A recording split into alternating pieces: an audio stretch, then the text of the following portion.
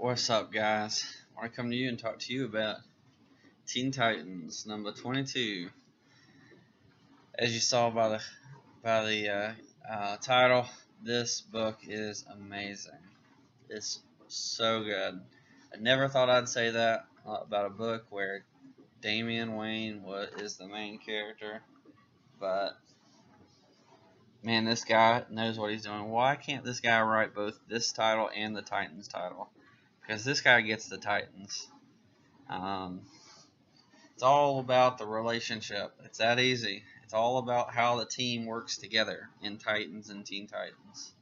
Has nothing. It's not as we don't care about all the crazy things that happen to them. Although it's nice to have for crazy things to happen to them, and we want creativity in that. But the main part of the Titans and Teen Titans is because we want the teen drama. We want the 20s, 30s year old drama. We want how the team is relating to each other. That's what compels the Titans, and that leads them into battle, and how they're interacting while they're battling is great. So, anyways, that was a short summary. Anyway, so this issue does really well, I think, as follow up to the events in 21, which, if you haven't read, spoiler, Roundhouse dies. He sacrifices himself to save the Teen Titans from being blown up. And by the way, that's Roundhouse. If you don't know, just look at this cover. It is amazing. It's really good. This issue really, the last couple issues have really made me like characters that I never thought I would enjoy. First of all, Damian Wayne. I do not like the character, but I like where he's going in this. Wally West too. I've always said there's potential for the character. They just had to find it, and it's doing well. Red Arrow, I don't really understand who she is at this point. She's just supposedly this really amazing character that's really good at fighting. No explanation needed, I guess. I don't really care for Crush, but she's been really awesome in this series. Djinn, I'm not sure why she's a teenager, but there's some interesting things that happen with her in this, and I thought it was really cool. And then Roundhouse, I thought he was a dumb-looking character, but they really make you enjoy him in this. Or at least they made me enjoy him in this. So basically, Wally West is kind of out of it for a little while they're training. And all he can think about is how Roundhouse, his friend, has died, and he's blaming himself, and kind of blaming the team. And then Red Arrow kind of challenges them and beats them all, being Crush, Djinn, and Wally. And she's like, "Hey, you've got to be focused. You got to work as a team. That's how I, who have no powers, was able to best all three of you," which I think is really interesting. Because they're kind of just wild cannons, and that can be good as long as they work together. And so that's really cool. I really enjoyed that. And then you see some more of the dark side of Damian, where he's investigating Black Skull, and I'm just like, I don't really feel like this little teenager kid that's super short. He'd probably come up to he'd be like half my size. How high he is. Someone I could easily kick around just because he's a little kid. But they make you really feel like, okay, this is why an evil villain might cave into his will. And Robin leverages Black Mask's son, which I think is brilliant. And I'm like, okay, I could be convinced that this little kid that's a Robin who has the resources of Batman,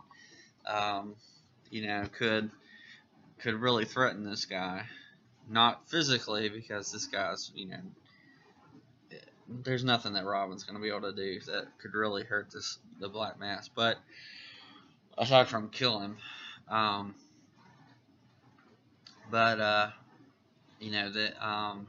threaten his child, that's a whole other story. So I think Damian Wayne's kind of overrated in general. I don't think he's as good a fighter.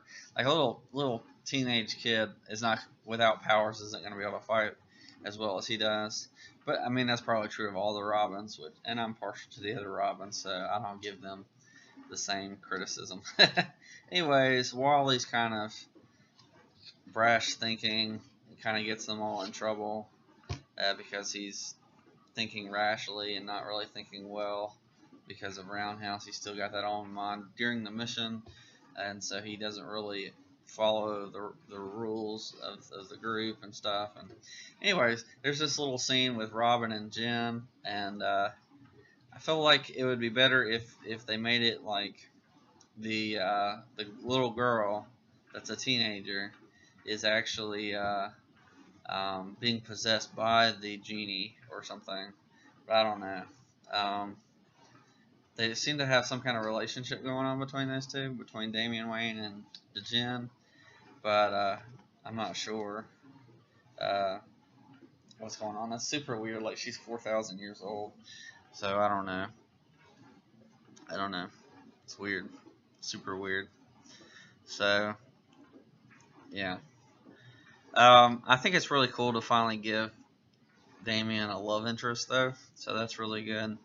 Um, and like I feel like similar to Batman, he needs somebody that's a good fighter, but I really like that she's kind of very soft and not as um, harsh of a character, and so I think that goes really well with Damian, who's a very harsh kind of character, and so they're polar opposites, which opposites attract. So I feel like that would work real well for him.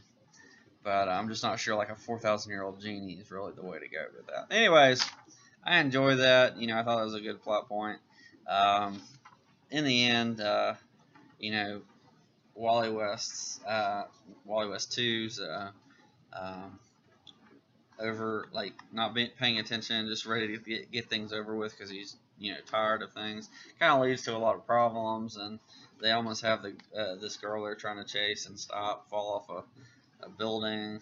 And really, the interesting thing is there's two kind of revelations. One that Damian is working with Jason, and you kind of see Jason in his new outfit, which is pretty awesome. And so that's really cool.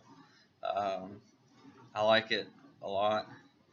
Don't really understand why he's working with Damian or vice versa, because they're actually not even yelling at each other or making fun of each other, which is so uncharacteristic of Damian and Jason. They would definitely be making fun of each other during this, even if they're working together. So I'm interested to see what's going on there, why they're being so cordial with each other. But then the big thing, Wally decides he needs to go tell Roundhouse's parents that Roundhouse is dead. And what happens? He finds Roundhouse is still alive. So there's the end. And this is just a really well written. I can't really find anything wrong with it. Like I think it's well balanced. The narration is done really well. Scott Snyder could really learn a few things from this guy about narration. So could the guys who wrote Batman Damned, because this is really good.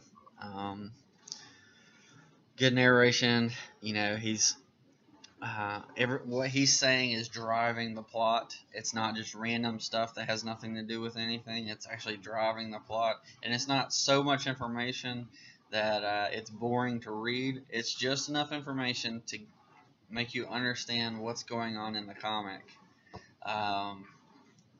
what's going on in his mind. So he's telling you why he's thinking this way, and so knowing how he's thinking, you understand why he's acting the way he's acting. That's all you need. You don't need like 10 paragraphs in little boxes spread out throughout the whole book about telling you about these detailed things that the characters don't even know. It just gets boring. There's no real reason. So this is really good. Really great comic. Really enjoyed it. The artwork's great. The characters are done well. And I highly recommend picking up the new the new Teen Titans run that's going on right now. So let me know what you think, and I'll catch you next time. Peace.